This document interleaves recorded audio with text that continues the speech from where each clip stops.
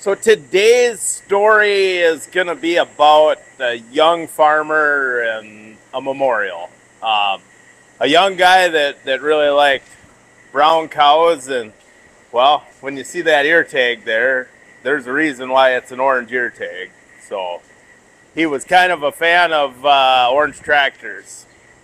So I got Matt Upton here was CJ's best friend. Right-hand man, did everything together. So let's go over what happened. Just over 2 weeks ago? 3 weeks ago. 3 weeks ago. Wednesday was 3 weeks ago. Okay. He was taking chopper boxes back from the guy that chops our corn silage, and on his way home he had gotten rear-ended by a semi. And from there it was bleeding from the brainstem and the left side of his brain, which there is no fix for. So from there they had decided to talk to the Miracle of Life people and donate organs and stuff like that. So we're doing this video as kind of a memorial to CJ and a talk about farm safety a little bit. Is kind of the plan here. But he really liked these cows, didn't he? They were his pride and joy. You know, there's that red Holstein right there facing away from us standing up. That was his first Holstein that he registered under his prefix that was red. Okay. That's Cherry. She's 7 years old probably, I think. I could be wrong there. But she just, they're all troopers. They're built to be bruiser animals. They're not anything show. He tried to show them, but he cared about efficiency and longevity of the cattle. He liked the Swiss though most. Yep. He liked the components of the Swiss, and they just work for him. So, obviously his all had names. All of them that I can think of, maybe a few of them had numbers years ago, but they all had a nickname of some sort. Okay. So, and CJ milked here with his dad, Charlie Sr. Yep, or no, Junior. Or CJ was the third. Okay. Yeah. You know, he's got a few jerseys in here. He's got a few Holsteins in here. And he really liked the red Holsteins. It was planned to have some Ayrshires around, just have a little bit of everything. Yeah. There's old Jersey. Hey, girl. You know, I've had cows of his in here that I'd come in the middle of the night and scratch their head, and they'd just follow me around. We did laps. Yep. That's Jersey's love. No, that was a brown Swiss that did that. Oh, really? Just friendly as can be. That's Emmeline. That's a 12-year-old cow he had bought when he had bought the majority of his herd. So she's just a trooper. She was the first one when we built the new parlor. She was the first one to walk through the gates. She knew what she was doing. Hey, bossy. Roxy had a little heifer calf over Christmas time when it was real cold around here, and the calf lived in the house in a dog kennel for at least a month, just because she was tiny. Got a new calf over there. There's two of them around here today. Yeah. One of them's in the other pen, just as a way to have them on this side of the road. So this is the hospital and maternity area. Yep, this is for sore feet, because it's inevitable, and Yep. it's mostly calving. Yep. So we try and keep around 10 in here. So. Well, and he was known for his love of these orange tractors, so. Dodge pickups and orange tractors, and started to dabble into whites a little bit, and it just never had enough time to come to fruition. Yeah. So Because, yeah, his 70-60's right there on the spreader. Just for any extra slop to haul out.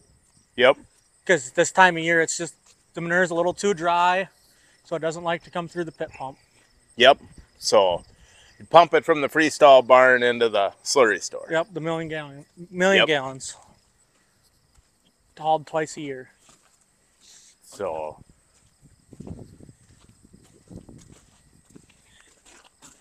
The tractor he was driving in the accident was his, right? Yep, that was his, but there's no fix to that.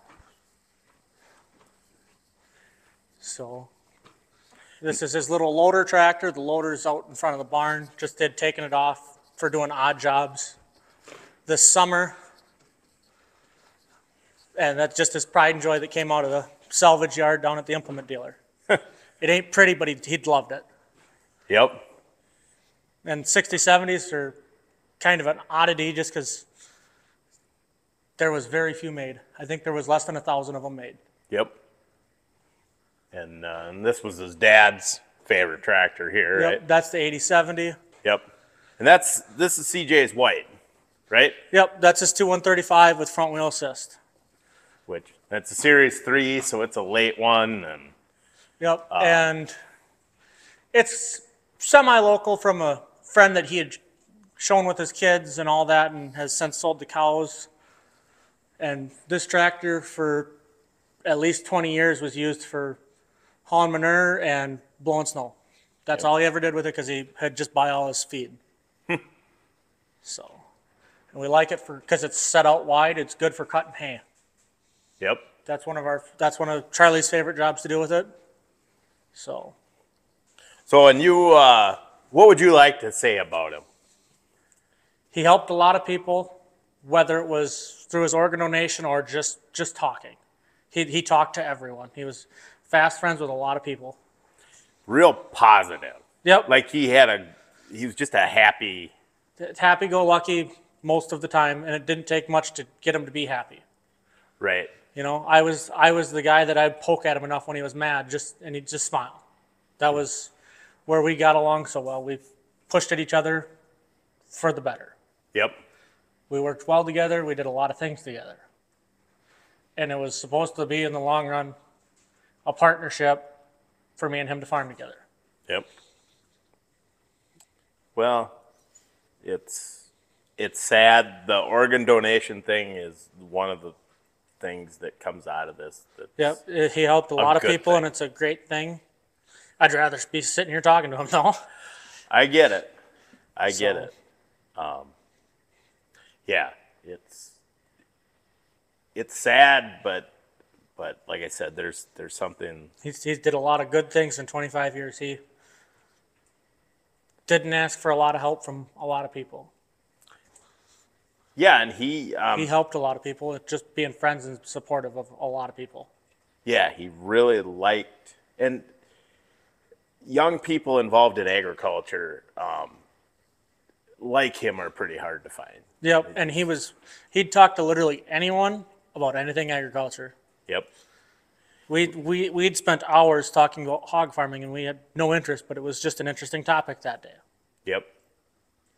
You know, it was years prior, we talked about pickups and stuff like that, and then it very fast switched to farming, and that was it. Yeah. Different ways to do things and trying to plan for the future. Yep. Yep. No, it was pretty cool how much he enjoyed agriculture and you know, we'd spend hours just talking about silos. We don't use silos very much, but he liked silos, so we'd talk about them. Yep. Yeah. No, I can definitely relate with there's agriculture is about my only focus. It seems like that in my family, and that's I guess that's all right. Yeah, it's all he ever wanted. Yeah. So and he got to do what he loved. Yep, it was from a young age. That's all he did was farming. You know, he wouldn't really be at school when he was still in school. It was talking about farming, thinking about that.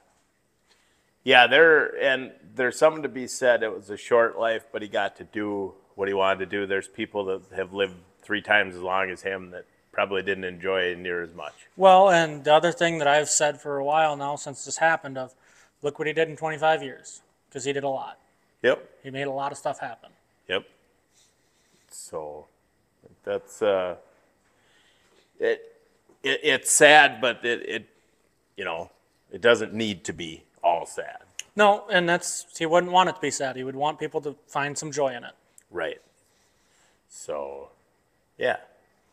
So these are, we're going to talk to his mom and dad, and you know, maybe we'll show him. Should we show him the parlor? We could. You know, because he was pretty proud that you guys had just put in a. Yep. This February, it was 6 weeks to build a parlor. Yep. It had 3 stalls in it, Christmas time, and by just after Valentine's Day, we had it started in operation. Yeah. So we'll go show the parlor, and yeah. I'm gonna throw these keys up in this tractor because I forgot about that the other day. Yeah, he liked these little Allises. He'd talk to people all over the country about him and just try and help people figure out problems. And he'd, in the mornings, Charlie talks about how he would just walk in and say, "This guy's got this going on," and they would troubleshoot it. Yep. So. Yeah. Let's we'll check out the parlor. So here's the little Jersey calf that lived in the house in the dog kennel. And seems to be doing pretty good here. She's still small, but that's a Jersey. Yeah. Hey, Bossy. Nope. Not going to be a friend today. Nope. So, yeah, we're going to go check out the parlor, and which was pretty excited about that parlor.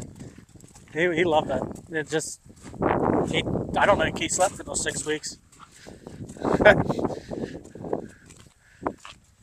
Before that, where were they? They had another parlor, but it was smaller, right? Yeah, it was a double six. It was the original one from when this barn was built in '68. Okay. So it was manual everything. There was no takeoffs. So, and there was steps into it, so it was just not efficient. Is it right in here? Yeah, we can go through here. Because this is just another vet pen that's... Okay.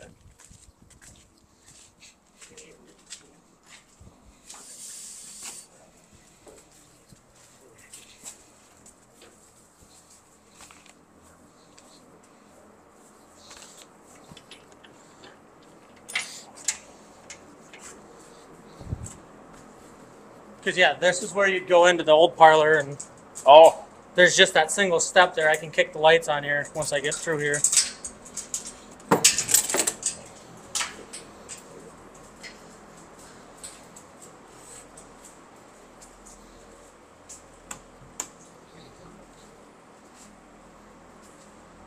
This had 3 stalls in it in December.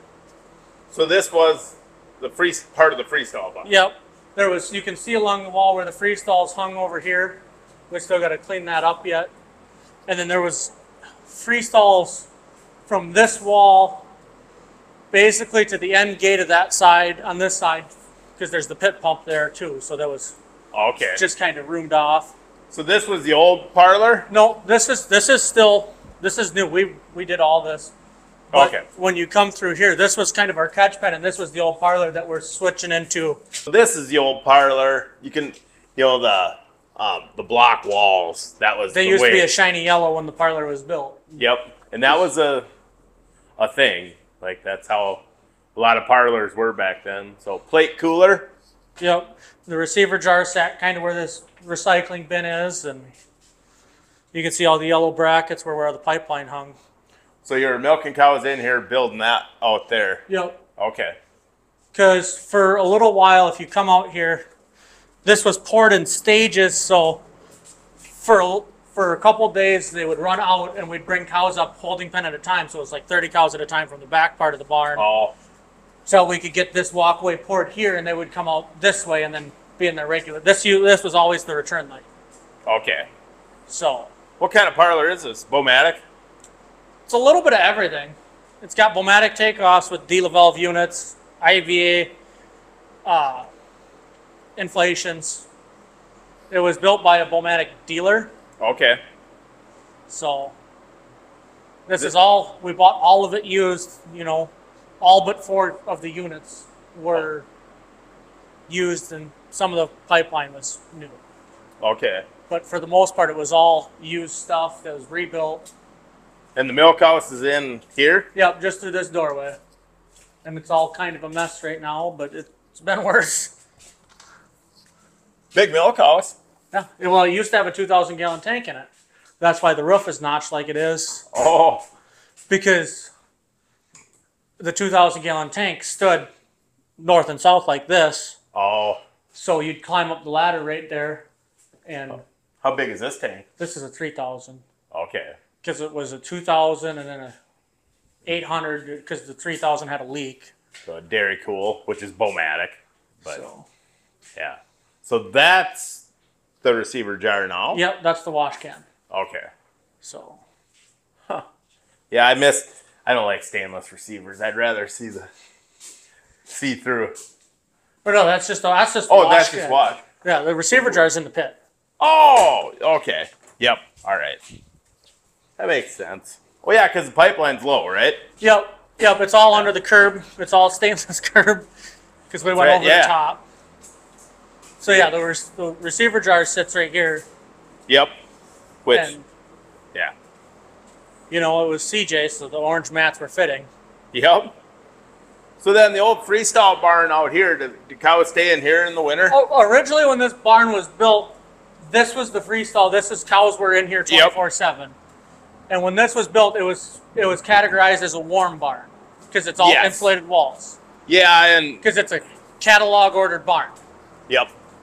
So it was 100 cows roughly, with all the freestalls were in here and used with the bunk feeder back here. So and then there's a pit right here, pumps out to the slurry? Yep, it's all flat. When this barn was originally built, it had two pump outs, one on the north and one on the south side. And then in the 80s, they had changed it when they built the slurry store. Okay. And put walls in to make the pit the size it is. Because when we were doing the parlor, we found the old pump outs, because the pits are still there, they just put a lid on them. Okay. And and so at one time they had a bunk feeder. It still was used when the barn went down. The freestall barn went down in 19 with all the snow. Okay. And they'd rebuilt that one. And so the cows did live in here for that year or so. Okay. So they had to get all the bunk feeders working. And for a little bit, that little Bobcat 6 skid loader that CJ had pulled out of the weeds from a friend was used to feed it. Okay. And it's just used for scraping in here now to keep it clean. Yeah. So we kind of got dry cows in here now because we had a big wave in August. So is that a walkway from the... Yeah, we made a laneway. I can open this gate.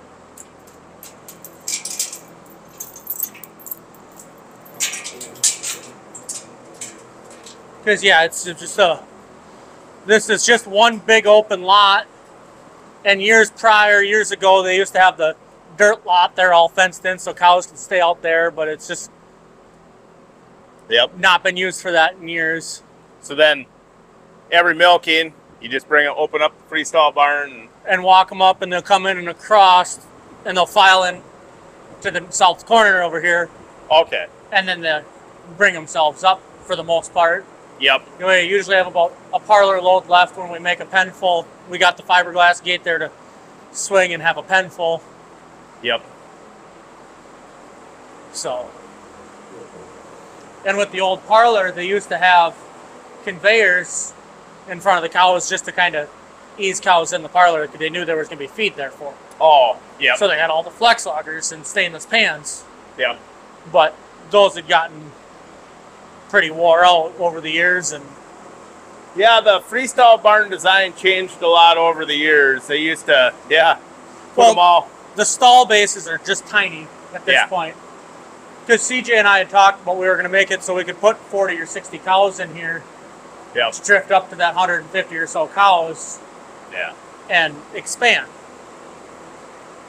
Yeah. But it's still on the list, but just a lot farther down at this point. Yeah. Yep.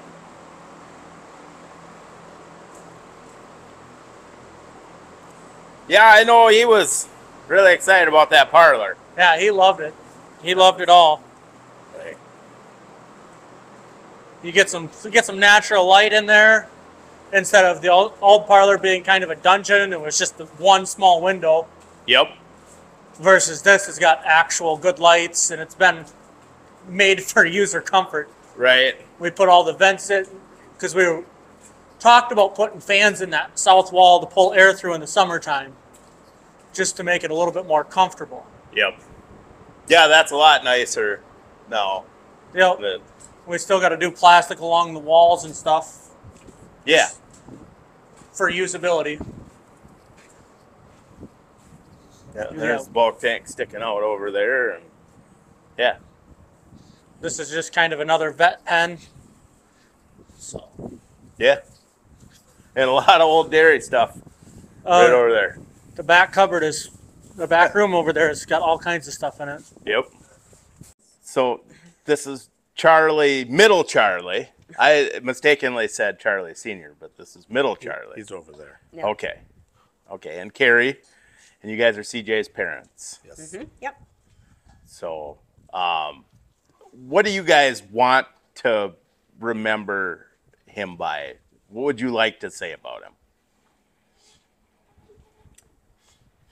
He was a very dedicated, and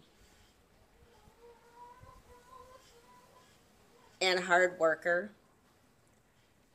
He really believed in good, I think, in everyone. He always saw something good about somebody. He never judged people. And he loved to farm. He loved being able to work with the land. He loved to see how things would grow every year. And he took really a lot of pride in what he did.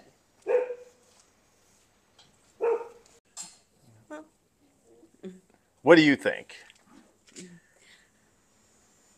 He was probably the best hired man, son, farming partner you could have asked for. Always quick with a joke or a funny line.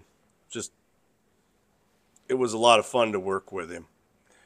You need that on a dairy farm because it doesn't always go perfect every day. And you know, as a very young farmer, like most young farmers, they got a short fuse.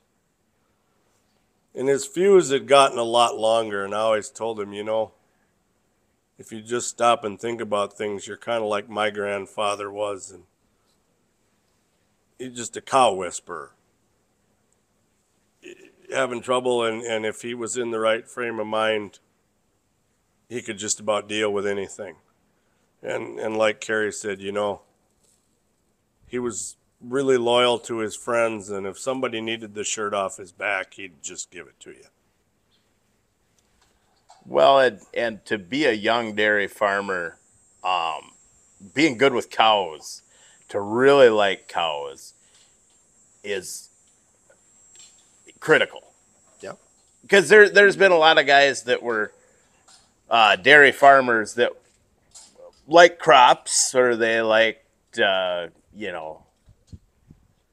hauling cattle with the pickup, doing that kind of stuff. But they weren't a cow guy, and I think we've chased those people out of dairying. You have to really love it to do it. Well, and I think he liked it all. I mean, he liked his cows. He liked his brown Swiss, but he did like the Holsteins. He never really liked my jerseys a whole lot, but I did. So, and he dealt with them. But he also really loved the crop and the field work and all of that too. I guess he was pretty proud of the fact that, with the exception of Matt here, everybody that milked the cows on this farm had the same last name. Yep. You know, he did have a girlfriend, and Emily loved to milk cows. And I milked in the morning, and CJ and Emily milked at night. But you were pretty much a family member here if you worked with this herd of cows. Yeah. And he always got all his friends excited to milk cows too. I don't know how he did that, but was like it took a whole Kind of herd, like some that weekends to kid that the had to more whitewash the the fence. merrier to help with chores because you got to have a lot of people to help.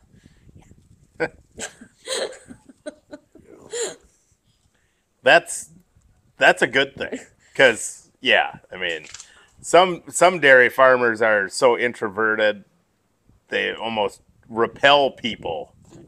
No, he attracted them. Yeah, he did. And that's a good thing. Or if there was something to do, he would find this whole group of people to come and help. I think loading bales that one year, I don't know how many kids were here helping him. They moved like 700 bales of corn stalks in Yeah. an afternoon Yeah, it was unbelievable. with 2 trailers and 2 skid loaders. Yep. Yep. Boy, that would have been really handy years ago when everything was small square bales. Well, that's what I said. You know, where was all this help when we used to make all these small square bales? Right? And you just had to feed them, and they were all happy as a clam. Huh. Yeah. But And the brown Swiss thing. So, and if you guys don't recognize Charlie, he was in a video before, and you guys moved to this farm, what, in 02, was it? Yep. It was 02. So, was there any brown Swiss on this farm prior? No, that had to do with our good friend and neighbor over here, Mr. Ron Hines, who milked a whole herd of them. Okay. And CJ was a little boy, and we'd be going to Yoda or whatever, and he'd see all these brown Swiss cows outside.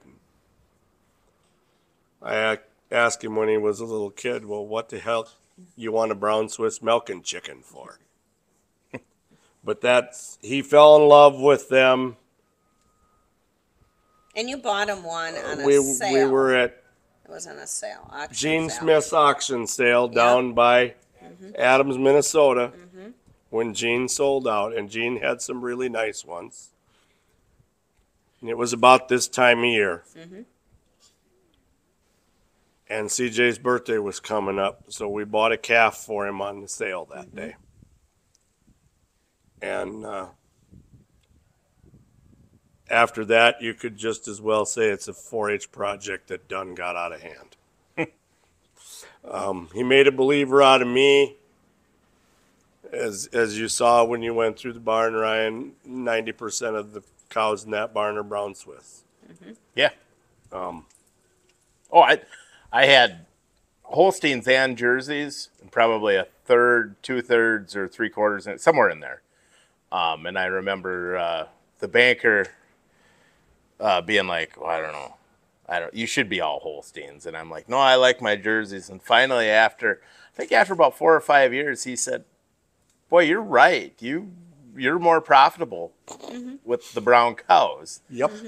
And they didn't have the health problems. They didn't. No, it was. No, so that was one thing that we agreed upon, and we had a lot of fun with the brown Swiss cows and all the people involved with the brown Swiss breed that we've gotten to know over the years. Yeah, because they would show it every year at the Junior Brown Swiss show down in St. Charles. It's always on the weekend of his birthday. He spent many birthdays down there. We'd always bring a cookie cake or a cake to celebrate his birthday down there. But yeah, he loved that. That show the kids had so much fun with and stuff. And and then we bought more brown Swiss from that sale. We'd bring them home. So slowly but surely, they turned more brown than black and white. And then we were looking on Facebook one morning when me and him were milking, and we found that whole herd of brown Swiss that they wanted to sell down in Iowa. And I said, CJ, what do you think? He's like, oh, we should go look at them. And it was actually on my birthday. We went down there in January that one year. It was on my birthday. Yeah, we went to go look at them. And he wanted all of them. He didn't want just a few that they wanted to sell because they didn't want to sell the older ones. He's like, no, we got to take those old girls too. We got to keep them all together. So. Well, and talk about old. The oldest cow that he bought from that herd is now 13. And she is bred back. Yep, Emmeline. Yep. So that's where he got his start. He bought 30-some head of brown Swiss cow from the Gilberts family at Iowa Falls. Okay. So that claim to fame is, if anybody knew who Dan Gilbert was, he owned New Generation Genetics. And it would have been one of the brothers that grew up there. Okay. We bought the cows from his brother John. Okay. So he's got a lot of good genetics, and he got a lot of heifers out of those cows too. So, but it was also too, he went and talked to Grandma and Papa to see if he could get a loan for those cows, and they were all he for went that. to the First State Bank of Grandma and Grandpa to get the money for his cows. Interest rates are probably favorable. Yeah, they Interest were. rates were very favorable, and And he's the only grandson that farms, so yeah. And my mom grew up on a dairy farm. And when they got married, my dad had to bring one cow, and he had to milk that one cow after they got married. And then my mom and dad milked cows for a while, but yeah, but Clover, that was like had to come home with them after they got married, so yeah. But yeah, my mom, yeah, the milking cows are, yeah, kind of her thing. that was her thing. So, Okay. Yeah. so they were, and pretty excited to see him be able to farm and want to milk cows, and Yeah. it was fun to watch that part. Well, and the impression I got is that he liked milking cows and he liked his cows. It wasn't, we're going to build a robot barn or we're going to put up a giant freestyle barn and bring in a bunch of hired help. It was, he wanted to do. If you noticed those cows in the barn, and I realized taking a video was kind of difficult, but our cows don't have numbers. Right. According to CJ, they all had to have a name. That was your family, and you took care of them. Yep. And maybe not the way everybody does it in today's situation, but, for a guy that was just about to turn 26, he was doing all right.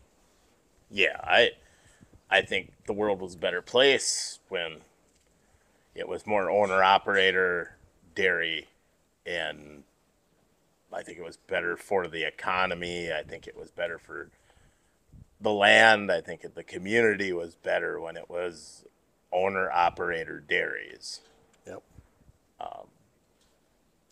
We didn't, we were in the process of adding some cows, you could say, but he was a young man, had life ahead of him, has to make enough money to make a living, Yep. I get that. We did that the same thing when I was a young man, Dad and I. But like I said, here, we milked our cows. We didn't, the whole hired help thing just wasn't the way we wanted to do things.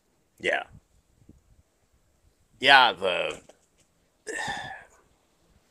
it seems like it becomes this cycle once you're in that snowballs, and I guess my fond memories looking back at dairy involves hands-on farming. There's no part of me that wants, and to the guys that have a very large dairy, good for them. You do you, but I don't drive by that and go, that's what I want to do. No. I I have no problem with those guys that are milking 800,000 more cows. Hey, that's you. Yep. Personally, that's not me. I want to go out and hands-on milk the cows, and CJ was the same way. Yep. know. Yeah, and the different breeds, now you just need to get yourself a milking shorthorn and an Ayrshire around here. He Well, was the trying Ayrshire to buy. was- yeah, he he was was. trying to buy an Ayrshire from some friends of ours. Because he's had that one Ayrshire. Yep. Yeah. Yeah. So And he wanted Ayrshire. Shorthorns, we've had Shorthorns too. You did. We Yep. did back in the day. They weren't ours. We were housing them I for housed somebody. them for somebody, but Yeah. yes, we milked some Shorthorns. we had some Shorthorns. Okay. You know. They were Well, at one point they were considered a dual purpose breed, I think is kind of. Well, and then we do know a guy that has shorthorn beef cattle. Yep. You know. Yep. How was the production on those milking shorthorns? Probably not. Well, Brett wasn't bad. They weren't gonna keep up with your Holstein, No, but there again, the components on some of them were a little better than what your average Holstein was. Mm-hmm. They didn't have near the problems that some of these Holsteins had with as far as health. No. Calving was probably easy. They calved in easy. They weren't great big cows, so they were freestall friendly cows. Yeah. You know. And we had probably 3 or 4 of them, right? Yeah. Yeah. No. Yep. Yeah, that's interesting. I kind of hate seeing the heritage breeds disappear. Well, they were, like I said, CJ's comment that one day was, "This looks like the state fair with all the different cows we got in the barn." I'm like, yeah, it kind of does. You know. But as it turns out, paying on components, that's all right. Yeah. Well, like I said, there's nothing wrong with that. You know, I'll sacrifice a few pounds of milk to have that butter fat that's 4 or 5, and you know, because that's what they're paying me on. Yeah. Mm-hmm. So we had no problem with that. Yep. So the Allis tractor thing, though, that runs deep in. Well, and the reason we had them, so my grandfather's told me when I was a boy, was because he had those red tractors, and my dad liked road gear as a kid, and them red ones went too damn fast. So he bought an Allis Chalmers to slow him down. Now, I don't know how much truth there is to that, but that's the story he told me. And we've just always had those. Okay. And then he picked up with that and ran with it. Yep. Just, And that was, you know, something that the two of us really had a lot of fun with, is using them older tractors in our everyday operation and being able to fix them and work on them. And you know, CJ, Ryan, the amount of people that called him and asked him questions about those tractors, you know. you know. And then along the way, he picked up that white, which. Yeah. You know, we don't have to talk about the red-haired stepchild. Well, that's your Ayrshire. Yeah. You know, we might go so far as call that a Guernsey. Okay. I thought we were called the jerseys Ooh. in the barn. He bought that white from a good family friend when he was retiring. Okay. Well, that's where the jerseys And he didn't pay a lot for that tractor, and Phil sold it to him because it was CJ, and it would go to a good home. Okay. So, yeah, it's the white, and we will use it. It's really, in all actuality, not a bad tractor, Yeah. you know. Well, and you'll remember. I mean, you're going to think about. Well, every time I get in, and I'm going to Yeah. go, "What were you thinking, kid? It should have been orange," but you know, Eh, he liked his white. So, hey, you know, I always told him, you got to have a little fun. You know, you can't work all the time. You got to have a little fun with what you got. oh yeah. So, Well, if you didn't like equipment, you probably shouldn't be farming. 'Cause- well, and this new stuff is so expensive. Yeah. Oh. And then every time something breaks, you had to call the dealer with a computer. No, I can fix mine. Yep. And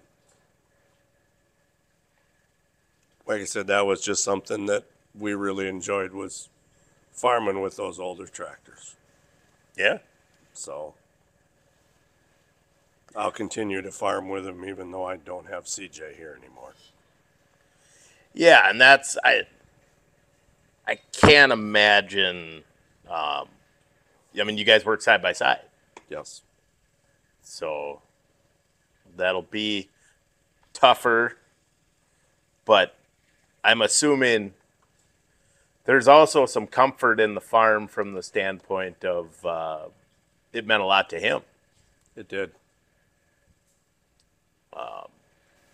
So when you're farming, you're still kind of carrying on that legacy too. Mm-hmm.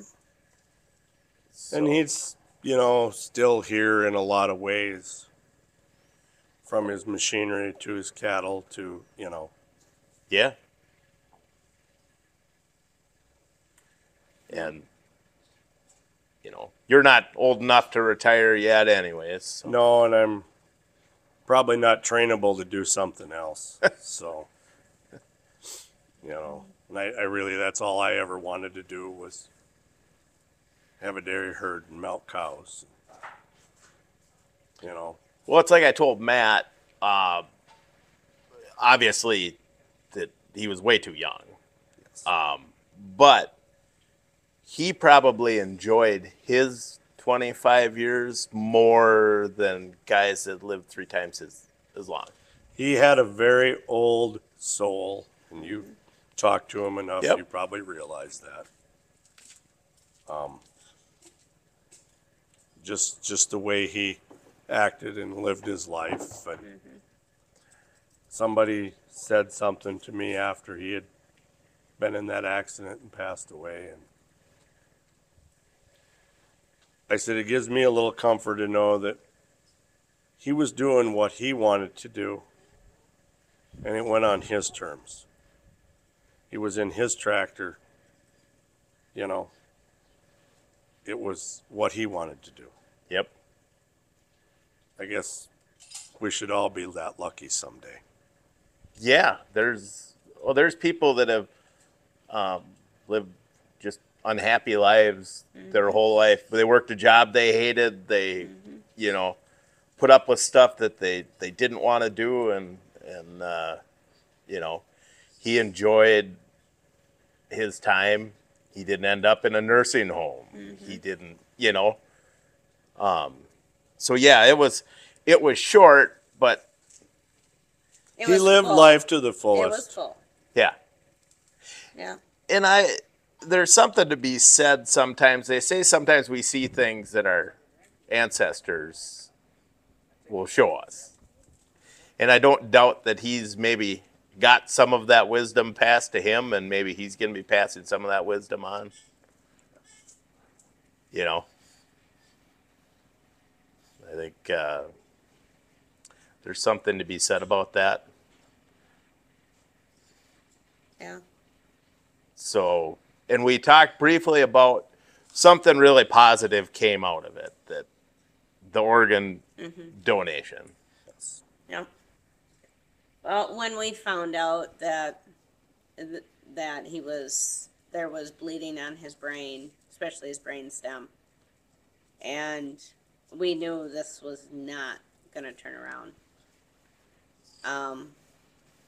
We just kind of looked at each other, and I think it was even that evening after we found out that because we were talking to them at 2 a.m. about it already. I looked at Charlie and I said, "What do you think about donating his organ?" That was never a question in my mind. I said he would do anything for anybody, and truly. And Charlie's like, when we went to get our COVID shots down in St. Charles, that first round and stuff, and they were talking about if they'd ever get sick or, that kind of thing. And CJ's like, yeah, if I ever have any used parts someday, just please, give them to somebody that needs them and stuff. And he went to a friend's mom's funeral too, and he was talking about funerals and all that kind of stuff with me one night. And I said, CJ, I don't plan on dying anytime soon here.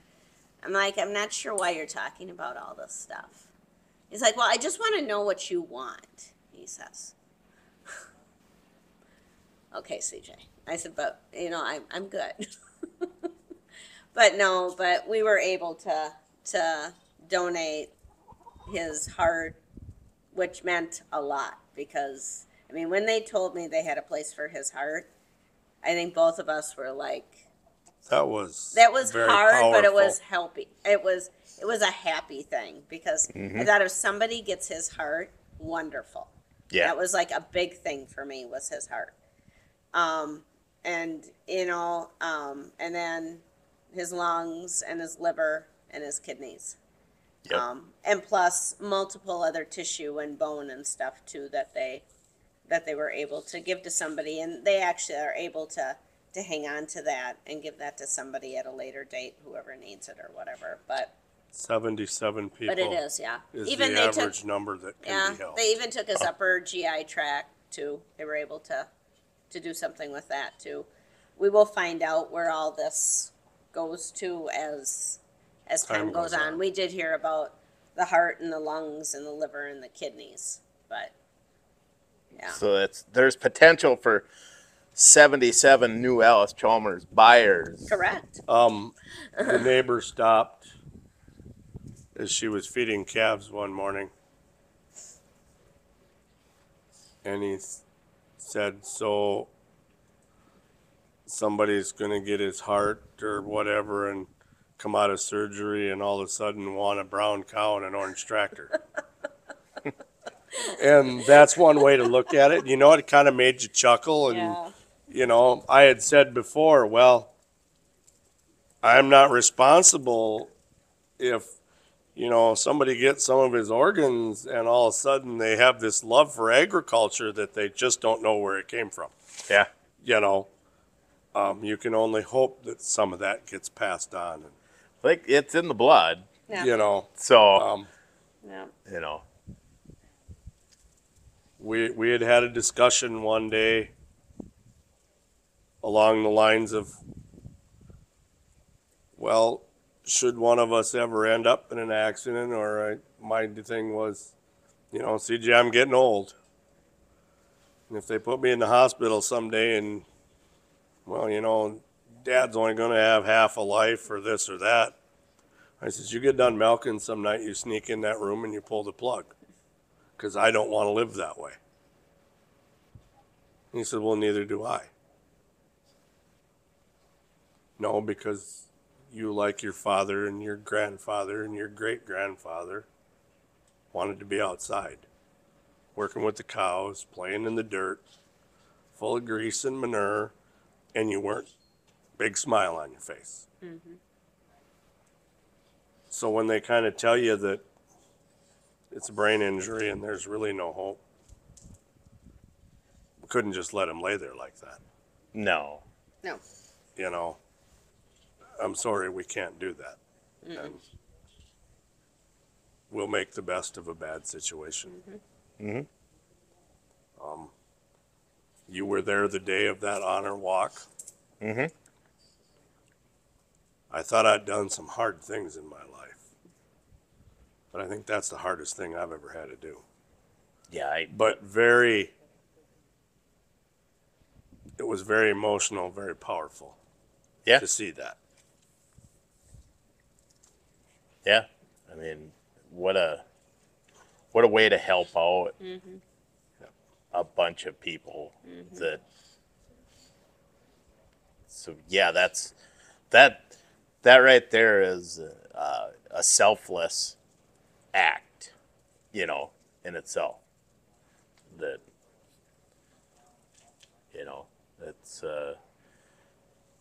it really means a lot, and it's a fitting way to end his story.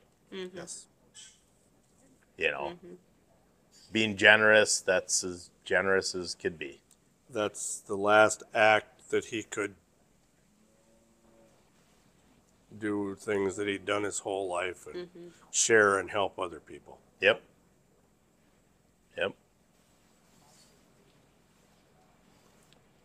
Well, and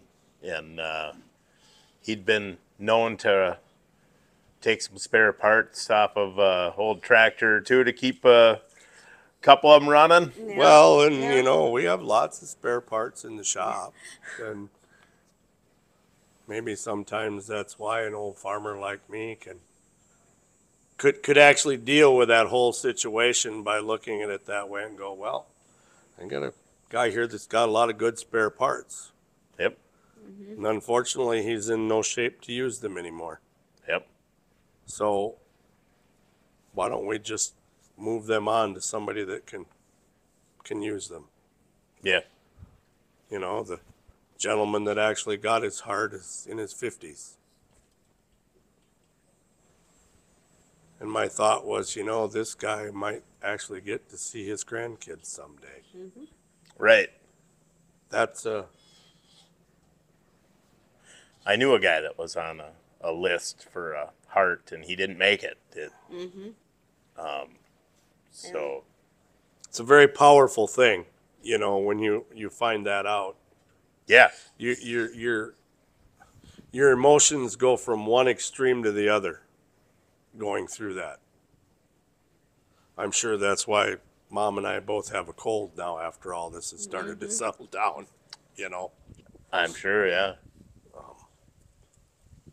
Well, and we'll talk about the accident and critical of farm safety, and maybe I'll go grab the pictures of the tractor that I was in the accident with, and we should talk about farm safety because that's pretty important. And well, and especially with the growth of population, you know, the Twin Cities is so close to us, and Rochester has exploded too. There is just, well, and La Crosse is growing. The population is growing, and there's a lot of people and less farmers, and it's getting dangerous. It's very dangerous because everybody's in so much a hurry.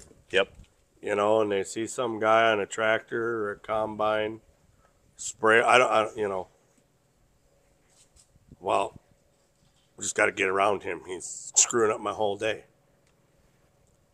People, that farm machinery has just as much right to that road as you do. Mm-hmm. And they can't go very fast. You know, They just can't. Yeah. there was You a know? country song years ago about just smile and tip your hat to the man up on the tractor because this big wheeled wide load ain't going any faster. Yeah. What I'm going to say to all those farmers out there, whether you're the wife, the son, the daughter, the grandfather, if you're in that piece of machinery, I hate to say this, guys, but it's all on you because ain't nobody else. You got to be almost hyper aware of what's going on. You almost are going to have to see the accident coming and be able to get yourself out of it because people do really dumb things. Yes. And I can tell you the consequences of those dumb things Yeah. because my son is over here in the local cemetery because of it. Yeah.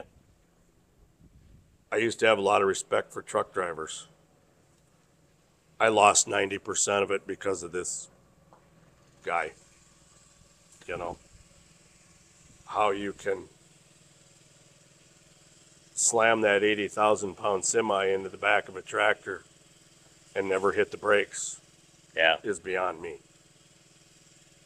Well, and I think it goes back to there's less and less. We've become less connected to the farm, less rural. So you used to think driving through the country, you'd be like, I should watch over these hills or Might be a tractor. right. People don't think that because they're not used to it. And so they're not paying attention, and it's scary. It's genuinely scary. So please be mindful of that. And you look at these tractors. It wasn't a tiny little tractor. It was a decent sized front wheel assist. 20,000 pounds. Yeah, At least 20,000 pounds. yeah, That one actually had fluid in it yet. You know, yeah.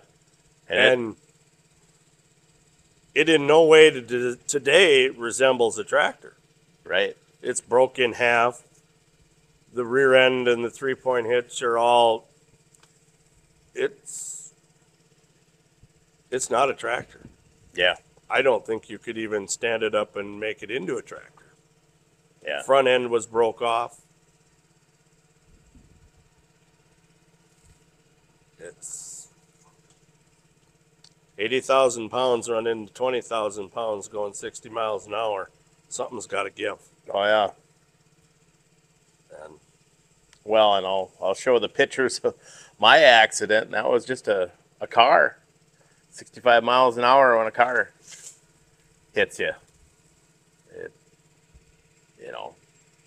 just totaled that tractor. There's nothing left. So I think it's easy to say people need to be more aware of farmers, but you're right. A lot of it's going to have to be on us because they're not going to change. no, they're not. And There's too many of them. on the same highway there where that happened, I've had a couple of close calls myself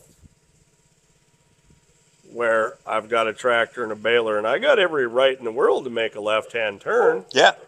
Just because you're not watching the signals on the baler doesn't mean you can come around me when I'm trying to make that left-hand turn. Right. Just this summer going north, going the other way. That semi driver from your state, and that's all I saw was the license plate, going down that hill just had to get around me. And I saw the car coming up the other way. And he just about took the front end of that DT off. And I thought, you're in that much of a hurry. Maybe you should have waited till there was a spot that you could actually seen and it wasn't a solid yellow line and then pass me. Yeah. And if you'd have waited another 3 minutes, all I wanted to do was get in the turn lane and make a right-hand turn and go the other way. Nope, I'm in too much of a hurry. Yeah. Yeah, it's scary out there, and like I said, we're gonna have to watch out for it because I don't think it's gonna get better. People aren't going to change. No. And I know we talked about this, Ryan, and I asked you to come and if you do this for us to make people aware that this stuff happens. I want all the farmers to know that watch this that please be safe. Yeah. I don't want to hear from you that somebody else we both know had the same accident. Because Yeah. I've spent enough time in hospitals and funeral homes the last few weeks. I don't ever need to go again. Yeah. Yep. And all things that could be prevented, but people in a car or a semi aren't. They're just in their own world. Yeah. And unfortunately, those of us sitting here know what the weight of a piece of farm machinery versus a loaded semi, what kind of a mess that's going to be. Yeah. And Absolutely. I always thought they'd be safe in the tractors, I guess, when they would be going places. But Well, you thought Yeah. like a car versus a tractor. well, yeah, that's what I thought. Yeah.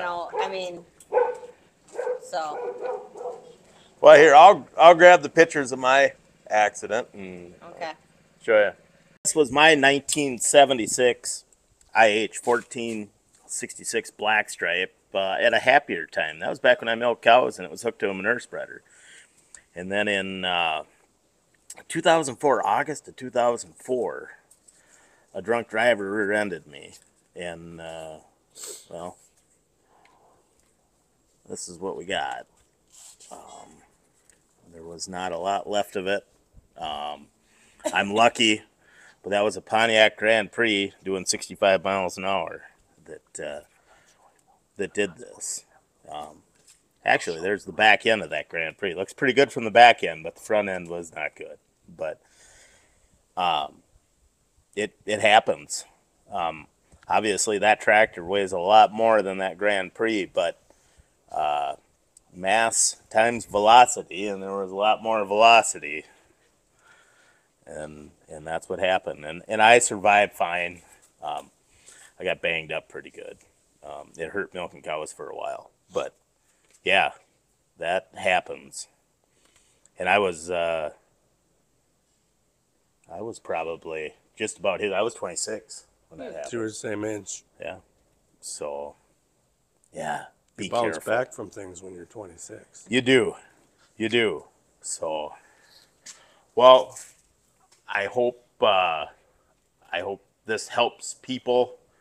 I hope this helps you guys. Little comfort in this, and you know.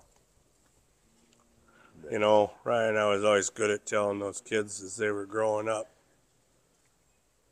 to tell their story about growing up on a farm if they heard somebody saying something about dairy farmers or farmers. Yep. You have the ability, you're a farm kid, you set them straight.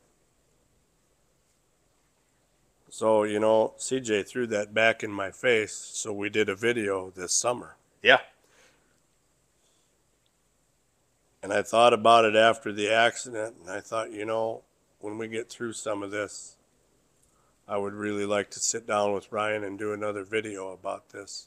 And hopefully we can save somebody else's family a whole bunch of tears. Yeah. Yep.